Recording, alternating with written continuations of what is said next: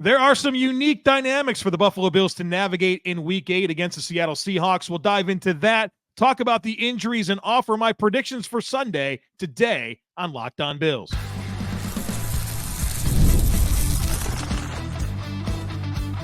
You are Locked On Bills, your daily Buffalo Bills podcast. Part of the Locked On Podcast Network, your team every day. What's up, Bills Mafia? It's Joe Marino, author of Go Bills and Buffalo's Run, also the co-host of the Locked On NFL Scouting Podcast, and I'm your host of Locked On Bills. I want to thank you for making Locked On Bills your first listen every day, and a big welcome and shout out to our everydayers. You know who you are. Those of you who never miss a single episode, I appreciate y'all being here very, very much. I'd also like to invite you to subscribe or follow for free on YouTube or wherever you listen to podcasts. We're part of the Locked On Podcast Network, your team every day. Today's episode is brought to you by FanDuel. Make your first $5 bet and you'll get started with $200 in bonus bets guaranteed. Just visit FanDuel.com to get started.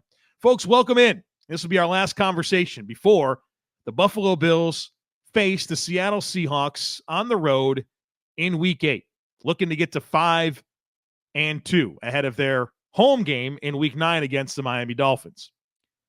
There are some unique dynamics in this football game. I've discussed it quite a bit this week, and I think this Seattle team is very confusing. They have been on a roller coaster of a season. They win 3 softies in a row to start the year. Then they drop 3 in a row, including a home loss to the New York Giants. And they go beat the Falcons by 20 on the road last week. First-year coach, young, defensive-minded. He hires an offensive coordinator that never coached in the NFL prior to this season out of college. Very talented football team.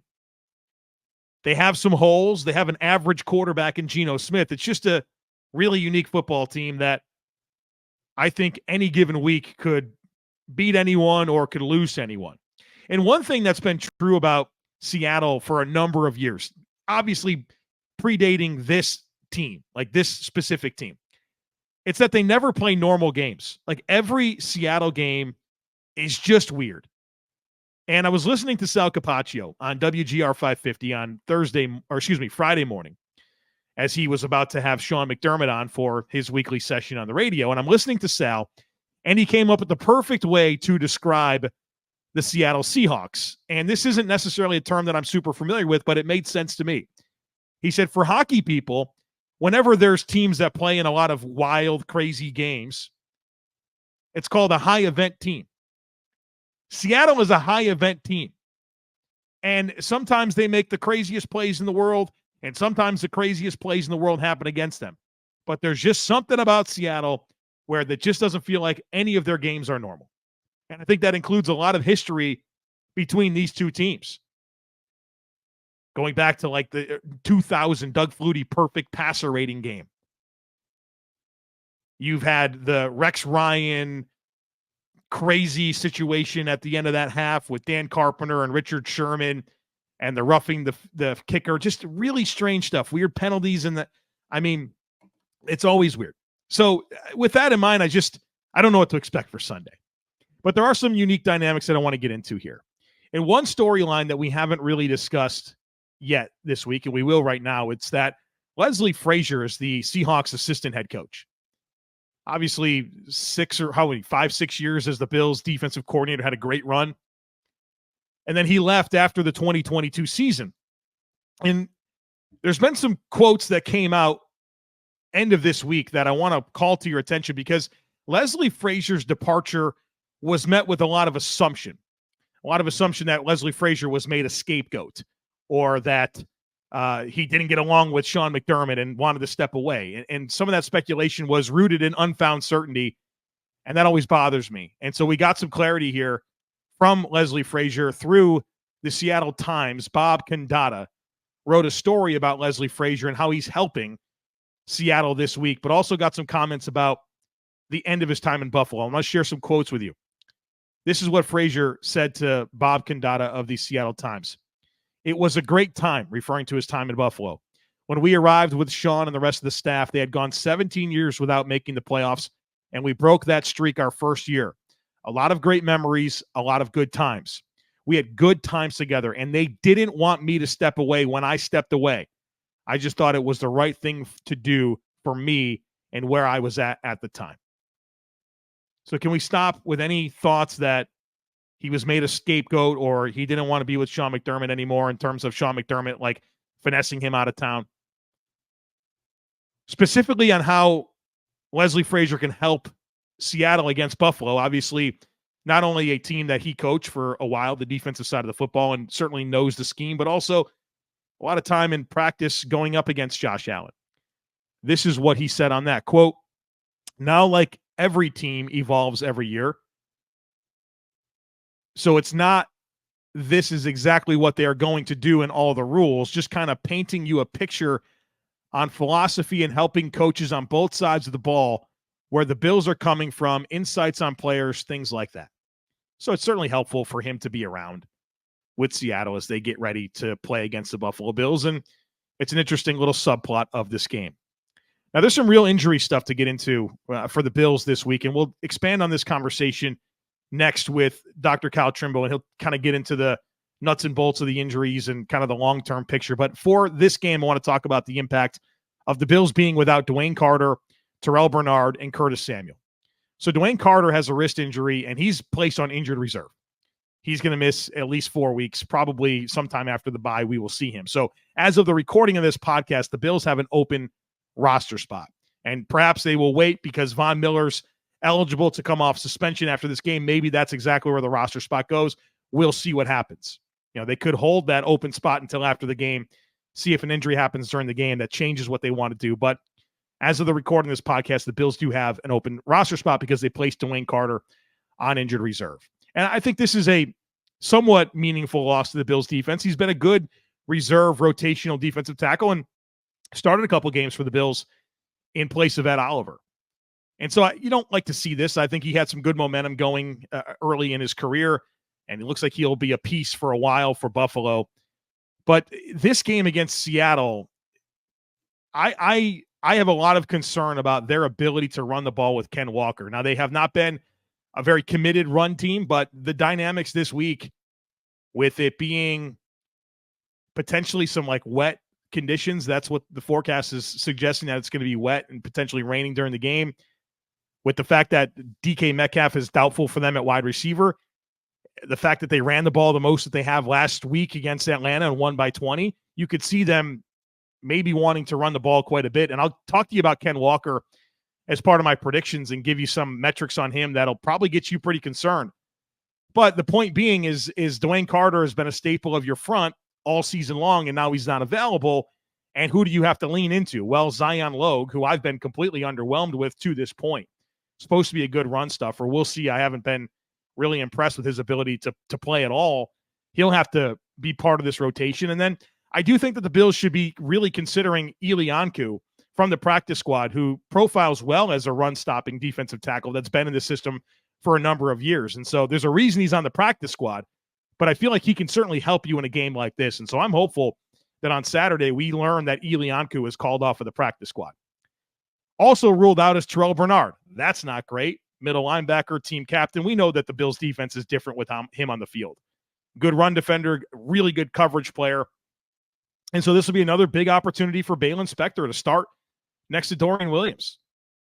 And I guess the good news is that Balin Spector's played a decent amount this year in relief of Terrell Bernard. The bad news is he's not Terrell Bernard. So the Bills will have to reach into their depth there and missing one of their best players on defense. Curtis Samuel also ruled out for this game. And I'm not sure that's very meaningful for the Bills. I think I'm certainly excited for whenever the Curtis Samuel role comes to fruition and what it can mean for this offense, but it hasn't really been a thing. So it doesn't really feel like you're missing anything there with Curtis Samuel not being available. But I'm curious what the corresponding move is. Is it going to be Tyrell Shavers? Do they want a speed option in KJ Hamler off the practice squad? So I'm curious to see what the Bills do to fill that roster spot. The Bills have had, if I'm not mistaken, 5 receivers available for them every single game. And right now, barring somebody being called off the practice squad, they would only have 4. So I'm curious to see what the move is going to be there. Then, of course, the other side of this, Seattle, DK Metcalf is doubtful for this game. I don't think he's going to play, but if he does, obviously he's a high-impact player. My concern, though, with DK Metcalf not playing is that they do find themselves even more interested in running the ball. And I think the Bills are going to have some troubles stopping the run on Sunday. Boy, I hope I'm wrong. But that's going to be a big storyline is can the Bills contain Ken Walker? We'll explore that and more in segment 3 when I give you my predictions. But some unique dynamics in this game. Could have some weather. The Bills are going to be without some players on defense. Of course, Curtis Samuel, DK Metcalf, unlikely to play for Seattle. It looks like they're going to get Reek Woolen, their really good cornerback, and Trey Brown. Looks like he's going to be back as well. So they're getting healthy in some spots. But a unique game across the country. Hopefully the Bills can get that 6th win of the season. But I think the range of outcomes that you can convince me will be true on Sunday are pretty wide. So I'll give you my predictions and more here in segment 3. But coming up next, Dr. Kyle Trimble will get you ready for this game from an injury perspective. So folks, be sure to stick with me. Prize Picks is America's #1 daily fantasy sports app with over 5 million active members. Prize Picks is the easiest and most exciting way to play daily fantasy sports. Unlike on other apps, on Prize Picks, it's just you against the numbers. All you do is pick more or less on 2 to 6 player stat projections and watch the winnings roll in. Prize Picks also puts their members first, so all withdrawals are fast, safe, and secure. When my picks hit, I can get money in as quick as 15 minutes. So download the Prize Picks app today and use code LOCKEDONNFL and get $50 instantly when you play $5. That's code LOCKEDONNFL on Prize Picks to get $50 instantly when you play $5. You don't even need to win to receive the bonus. It's guaranteed. Prize Picks, run your game. Pre-alcohol probiotic drink by Zbiotics is the world's first genetically engineered probiotic. It was invented by PhD scientists to tackle rough mornings after drinking. Here's how it works. When you drink, alcohol gets converted into a toxic byproduct in the gut. It's this byproduct, not dehydration, that's to blame for your rough next day. Pre-alcohol produces an enzyme to break this byproduct down. Just remember to make Zbiotics your first drink of the night. Drink responsibly, and you'll feel your best tomorrow. Here's how to use it. Step 1, drink pre-alcohol. For best results, make pre-alcohol your first drink of the night. Step 2, drink responsibly. Pace yourself, hydrate, and get a good night's sleep. Step 3, enjoy tomorrow. Wake up feeling refreshed and ready to take on the day. Go to zbiotics.com/LockedOnNFL to learn more and get 15% off your first order when you use code LockedOnNFL at checkout.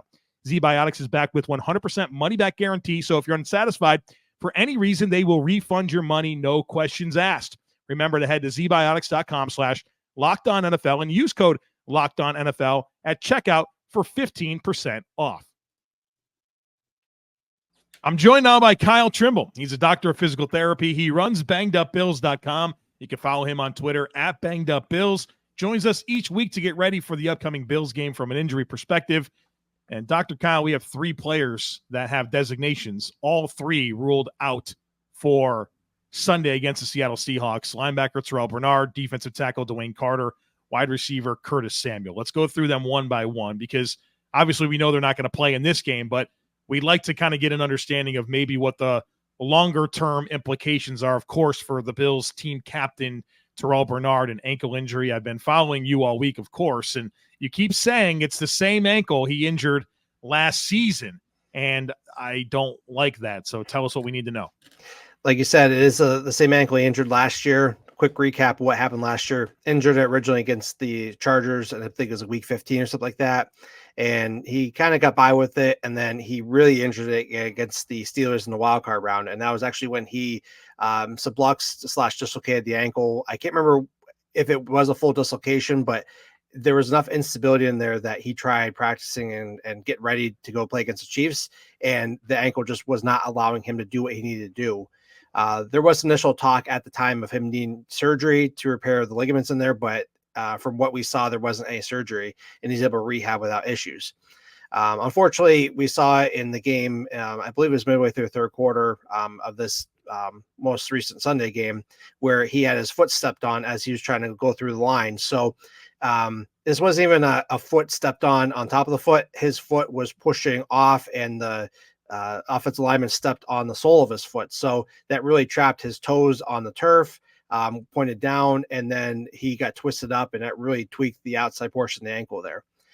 He did go into the medical tent. I assume probably get the ankle taped up, and was testing with Nate Bresky, the head athletic trainer on the sideline, and was looking good from what AJ Feldman of Rochester 8 had showed us. But then he came back in for 2 plays, and I don't know how he exactly tweaked it, but he kind of turned around and pivoted on it, and then he tried playing one more play and was kind of running into the backfield and just said, I can't do this. And then he kind of limped off the field there. So we know it's at least a lateral ankle sprain, and a lateral ankle sprain by most cases isn't a huge deal. You get it taped back up. Knowing he had that previous injury in there before with the compromise to the ligaments, there was likely some prior instability in there. In some cases that can help you with regards to getting the ankle back up to speed quicker. But my fear was that things had scarred down enough. He kind of restarted everything and this ankle was kind of unstable again. There was also a little bit of concern based off of how the ankle turned. And when you have a severe enough ankle sprain, lateral side, that you can damage the peroneal muscles, which help plantar flex the foot, which is pushed down, and evert the foot out. This also creates stability on the outside portion of the ankle. And that's why I think that there might be some issues with that, only because we saw that he wasn't able to control his ankle on those last 2 plays. And then even when he was walking back into the locker room. So that is purely speculation on my part. I hope that it's not to the level of the peroneals where those are damaged. Even if that's the case, we know he's out this week. He was tending to something personal, which got him off the ankle in general. I'm curious to see how he starts moving around. If he does start moving around next week, I can see this lingering for next few weeks here with him being on an injury report. And we have to see how he's moving in practice to see whether he has a chance of playing in week 9. If there is damage to the peroneals and likely damage to the lateral ankle ligaments, you're working on stability, you're working on strengthening, just try to do everything you can to get that ankle as sturdy as possible and then tape it up so you can get through the season. What I don't want to see happen is what happened in the Steelers game where he takes another hard hit to the area and there becomes more instability, and then we lead to him having further missed time. So I know it's a lot of words I just said, but we've got to get this thing healed back up and stable before we can start thinking about getting him back out there, whether it's week 9, week 10, or beyond. Is it fair to say that there's concerns about Terrell Bernard and his ability to stay healthy? I mean, going back through Baylor and even now in the NFL, it just feels like there's a lot of stuff all the time. Is it just a matter of being unlucky, or is there something that maybe Terrell Bernard could do to help? It's unfortunate to see a really good young player that it just feels like he's injured all the time. And we did, I remember this kind of feeling this way about Taron Johnson and kind of eventually figured that out. But I mean, every player is different. Mm-hmm. I mean, Terrell has always had a very physical game. I mean, I know you know that going back from the draft, and he's just always been a hugely physical player. And it's almost like you take the good with the bad. Like you have such elite play out of him, and he's doing so great. But with him playing so hard, that I think that does lead to him being unlucky with some of these injuries. You know, the ankle injury, I would say, is more unlucky. You know, even the pectoral injury, unlucky this year, but like he had a pretty nasty shoulder injury in college that he worked his way back from. He's probably broken bones. You know, could his size be playing a part into that? Maybe. We have seen, you know, the Bills trend towards smaller linebackers. We know that size does play a part into how healthy guys can be. I'm not saying that the heaviest guys are going to be impervious to injury, but, you know, we do see how guys can maybe be a little more, you know, thicker through the middle, and they can, you know, avoid injury, or at least some of those ones that kind of knock them out there. So, I mean, whether he works on just trying to bulk up a little bit, we also know if he bulks up, that might reduce his speed or agility. It just trying to find the balance between that. But he plays so hard. It's like, you know, do you kind of redline it every time, and then you just kind of, you know, run the risk of, hey, this guy might be out, but when he's in there, he's one of our best players. So I'm sure they're going to look at that in the offseason, because I know contract negotiations are going to be coming up here very soon, and that's going to play a big part into whether they want to keep him around or not. Hey, you're one of the great players for us, but we got to make sure if we're going to pay you, you're going to be available, because we're seeing that with Matt Milano. He's been injured at times, and then he hasn't been able to live up the contract the past 2 years through no fault of his own, but we do see those injuries kind of stack on top of each other where guys eventually just become unavailable. Let's talk about DeWayne Carter, Bills rookie, 3rd-round pick, has become a meaningful part of this defensive tackle rotation and has made some plays, some really good plays so far, and I think people are starting to enjoy DeWayne Carter. However, a wrist injury, we know we got an x-ray after the game. I'm pretty sure Sean McDermott said it's going to need surgery. So what can you tell us here? They're not committed yet to putting him on injured reserve, but that could change very quickly. What do you got? I don't know when it happened. He had played and finished the game. There really wasn't clear when what injury, what it was. We now know it's a right wrist injury. He said at the time he's good, and he probably thought it was a wrist sprain at the time, but they did further imaging and identified what was going on. He was seen after the game in a right wrist brace, posing with some family friends or whatnot. And it's likely a scaphoid fracture just based off of the support that we saw around the thumb, and then the fact that he needs surgery on his wrist. And they use that designation oftentimes with the scaphoid. This is a very similar situation to what Dawson Knox dealt with last year. What's interesting is Knox catches the ball, and he was able to play through the injury for 2 weeks, and he was so-so with his production before they decided to shut him down and do the surgery. Considering Carter blocks and has to engage his wrist more often and load that wrist up there, they probably said, hey, let's just get the surgery done, and they can parlay that into where, they're talking about injury reserve. If he goes on injury reserve, it's 4 games, and then they have the bye at the back end, which doesn't count toward that 4 games, but that gives him 5 weeks to fully recover, or at least close enough to it to where he can return with a cast or, some type of club or whatnot. It's unfortunate. I'm going to go back through the film and try to find out when this happened, but sometimes those injuries are subtle where they hit the ground and say, man, this kind of hurts. And then they do the imaging. And the issue with the scaphoid is that it doesn't have a great blood supply. So they're probably looking to see, does this thing need surgery? Can we let this heal up and you just brace it up? It depends on which pole was injured. And if the pole, I can't remember which, it's the top or bottom one, doesn't have the great blood supply, that they need to put a pin in it to make sure it heals up correctly. Otherwise, you got arthritic changes down the line, and then you're out for a longer duration of time. So when he does return, he's not going to have any problems, but it's just unfortunate that you see this up-and-coming defensive tackle who has been a great depth piece not able to perform because he has an unfortunate wrist injury.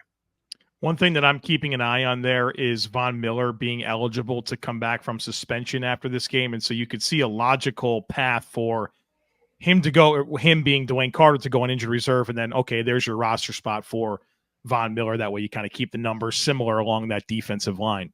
All right, Curtis Samuel, everyone's favorite Buffalo Bill that's not named Damar Hamlin, feels like. Obviously not off to a great start with his tenure in Buffalo. Some expectations for him to be this fun, X factor for the offense hasn't really come together. And he got injured, dude. He's out with a pectoral injury on a play that I watch, and usually you can watch a play and you can say, oh, yeah, that looked weird. I think this guy might have got hurt. I just didn't see that with Curtis Samuel. You're the expert. So what's going on with Curtis Samuel? Dude, I didn't see that either. I was so confused when they said pectoral. I even reached out to some other PTs in the fantasy space and said, hey, what am I missing? There's a person in the Discord channel who's an athletic trainer, and I reached out to him like, I'm not seeing this. What am I missing here? So for somehow he injured his pectoral muscle, and this will happen on the second play he was in. Jeffrey Simmons had tipped the pass with, I think it was 10-18 left in the first, and he just fell down and the elbow hit, and it looks like you fall down like you do every other single time. And, I thought maybe it was my rotator cuff injury, capsule injury that, he kind of jammed the shoulder up and in and it was causing pain. But a pectoral injury is far better outcome than a rotator cuff or capsule, or even a labrum injury. He's going to miss some time. They didn't think he was going to have to go on injury reserve, but they were talking about him missing, this week and maybe next week and whatnot, because we saw how this responds with pectoral injuries with, Matt Milano, saw Terrell Bernard earlier this year. We've seen in other cases where guys just need some time to get that shoulder, and the pectoral muscle healed back up so they can block and catch. He's not having to alligator arm it, for fear of getting his arm ripped off further. So this was my worry when we did sign Samuel, because he's always on the injury report for weird stuff. You got to wonder if maybe I don't want to compare him to Terrell Bernard because we see that often with injuries, but we knew this kind of coming in with Samuel maybe just having constant injuries, and we're seeing that pattern come up again. And hopefully he comes back and maybe he starts producing, because right now he has not been worth the money that they're paying him this season. Well, I think the good news about him being out is that he really didn't have a role. So it's, what are you missing? Well, you're missing failed attempts to get him the ball in space and lose yards. Congrats. I think they'll be okay. But you're hopeful that there's something, because he's been a good player throughout his career. It's not like he forgot how to play football. It's probably just a matter of whatever it takes to get him going in Buffalo. But it doesn't feel like a big loss, although you're just kind of waiting for it to mean something. And so that's what comes to mind there. So that's it for the Bills in terms of injury designations. Everyone else has no game status. So the expectation would be for them to play. Obviously, we'll be concerned about who do the Bills call off the practice squad if they call up anybody, and that'll be interesting to monitor on Saturday. But another player that I want to get into on the Seattle side of things is DK Metcalf.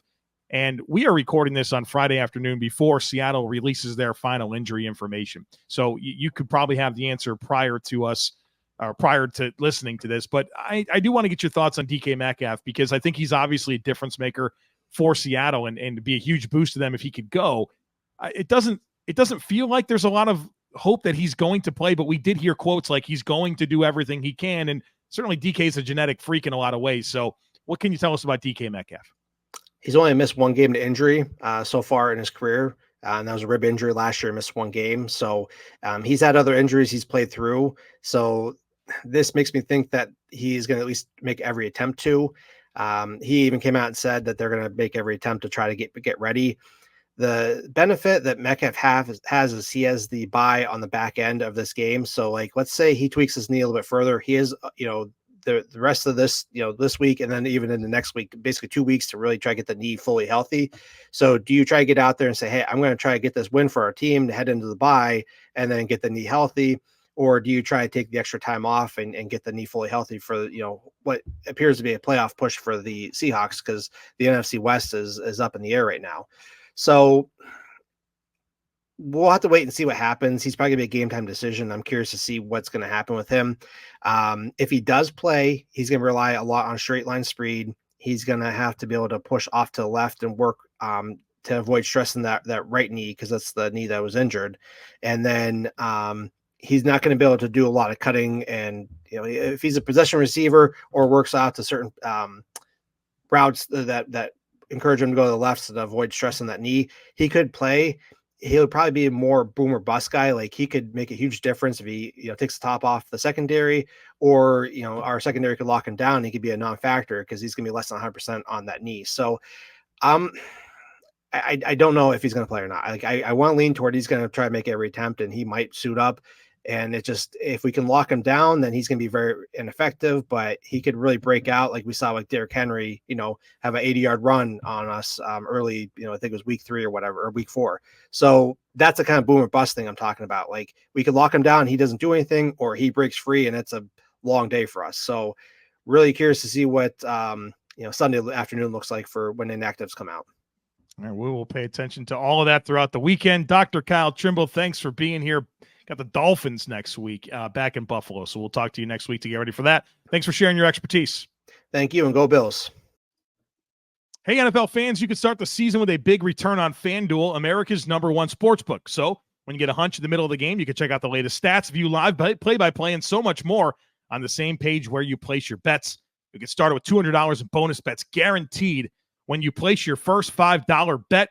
And folks, there are some props that I really like this week, or some lines that I really like this week. I've been enjoying betting road underdogs and getting in on the money line. Last week, I nailed the Lions going into Minnesota and winning. I nailed the Chiefs going into San Francisco and winning. This week, I have the Eagles winning in Cincinnati as road underdogs, and Dallas winning in San Francisco as road underdogs. So you could tell me on that if you want. It worked out last week. Check it out, folks. Again, you'll get started with $200 in bonus bets guaranteed when you place your first $5 bet over at FanDuel.com, which is America's #1 sportsbook. All right, folks, welcome back. It is prediction time, but before we get there, I would love to extend an invitation to you to join the Locked On Bills Subtext Community. So many great features with that. And so, first of all, if you want to be part of it, there's a link in today's show notes that you can join. Here's my favorite things about the Subtext community. Number one, you get my in-game text. So when the Bills are playing the Seahawks in every game, you'll get a text from me pretty much after every single drive, letting you know what I'm thinking, how I'm feeling, all that kind of stuff. You'll also get my first reaction to all Bills news. So whenever Bills news happens, you'll get it straight to your text messages with my first reaction. Also, you get my all 22 review film clip. So after every Bills game, I spend the next day studying the tape. I put together 30, 40 minutes worth of clips of me breaking down film for you with voiceover commentary. You get that file as part of a text message from me the day after the game, and you get into our Discord channel. Discord is where we have nearly 1,300 Bills fans in there talking Bills, talking Sabres, talking whatever we want in a kind of like the anti-social media, right? Like, everyone's kind. We have civil conversations We share stuff. It's really cool. I do weekly events in there as well. Like every Wednesday night, I do like a live event with everybody. Could be live herd mentality. We're doing some trivia contests, all kinds of cool stuff all the time. A daily poll. Come be part of that. The way you get to be part of that is through the Subtext. There's a link in today's show notes, or there's the Substack. You can also get into our Discord with the Substack subscription, where I'm writing articles, 3 articles a week, breaking down the Bills. So check it all out. Links in today's show notes to be part of that.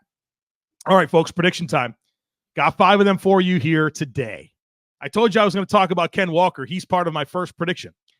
My prediction is that Ken Walker, the third, the Seattle Seahawks running back, has a season high in rushing yards. His current season high is 103 in week 1 against Denver. I think that Ken Walker is going to be a problem for the Bills. He's 5'11", 215 pounds, runs 4.38, a 1.49 10-yard split. That's the 95th percentile for 10-yard split and 40-yard dash for running backs. And this is a third-year player out of Michigan State, was a second-round pick. 9.2% of Ken Walker's runs this year go for 15 yards or more. That's the number 2 in terms of highest percentage of runs that go for 15 or more. He's 10th in the NFL in yards after contact per attempt at 2.92 yards after contact per attempt. He's second in missed tackles forced per attempt at 0.37. This guy's not the type of back that I see the Bills having a whole lot of success corralling, especially without Terrell Bernard, and especially with losing your third best defensive tackle. I think he's going to get a lot of production. And we know that the Bills are adverse to helping their run defense with heavy boxes, and we could have wet conditions. I think Ken Walker is going to have a big game. And I hope I'm wrong. I just think he's going to. So put me down for a season high in rushing yards. We know the Bills defense, they get creased in the run game. This guy's explosive. Not only is he's quick and explosive, he has breakaway speed. He breaks tackles. He's great after contact. So there you go. Number 2, I do think that the Bills are going to run the ball well too. I think both teams have over 125 rushing yards. And that would be above the season average for both teams. Seattle, their season average in rushing yards per game is 97. The Bills are at 116. And I think this will be a good rushing performance for not only Seattle, but Buffalo. You know, Seattle's a very talented team. I think they've got a lot of good players in their defensive line in particular. But for whatever reason, their run defense has been a little shaky this year. I think the Bills will be productive running the ball. The next one, number 3, I have Geno Smith, the Seahawks quarterback, under 225 passing yards. Right now, Geno Smith leads the NFL in passing yards at 284 yards per game. Seattle's thrown the ball more than any team in the NFL. 67% of their offensive plays are passes. I don't think he's going to have that much production, especially if DK Metcalf can't go. But I think that Tyler Lockett and Jackson Smith and Jigba are good players. I think the Bills match up pretty well with them. And I think the Bills will have some success rushing the passer against this Seattle offensive line that's starting Mike Jarrell at right tackle, who's a 6th-round rookie out of Division II Finlay, and a right guard in Anthony Bradford that I think has struggled for 17 games in a row to start his career. So I think there's going to be good pass rush by the Bills. I think there's good matchups with the Bills secondary against these receivers. I don't think Geno Smith is going to have the type of performances that he's had this season in terms of raw passing production. So put me under 225 yards, which is significantly less than his current average per game of 284. Number 4, put me down for a season high in receiving yards for Dalton Kincaid. That'll be for a 3rd straight week. He had 51 yards against the Jets, 52 against Tennessee. I think he has 53 or more against Seattle. Seattle this year, this defense is top 5 in receiving yards and catches given up to tight ends this year. I think Dalton Kincaid's going to have some success. And I really loved how he was involved down the field last week. I think the Bills build on that this week. And then lastly, do I think the Bills win or not? I do think that the Bills will win this game. It's so weird. It's such a weird contest to me. But where I stabilize my belief that the Bills will win is rooted in, I think that the Bills can score on this defense. I think there's favorable matchups for them to run the ball, particularly because Seattle hasn't run the ball well, and the Bills are a good rushing offense. But I do feel like the Bills can take away the best thing that Seattle does in throwing it, and I still think that they're going to be committed to throwing it just based on my vibe on Ryan Grubb, their offensive coordinator, and how he likes to play to call games. But also, I think the Bills' experience as a team, as a coaching staff, should help them against this pretty new operation of Seattle with, let's face it, an average quarterback. Now, they're at home. I think that helps them a ton. I'm nervous about it. It would not surprise me if the Bills lose, but I have enough confidence for me to sit here today and tell you that I think the Bills win on Sunday. So my predictions to recap: Ken Walker, season high in rushing yards, which would mean 104 or more. Both teams eclipsed 125 rushing yards. Geno Smith under 225 passing yards.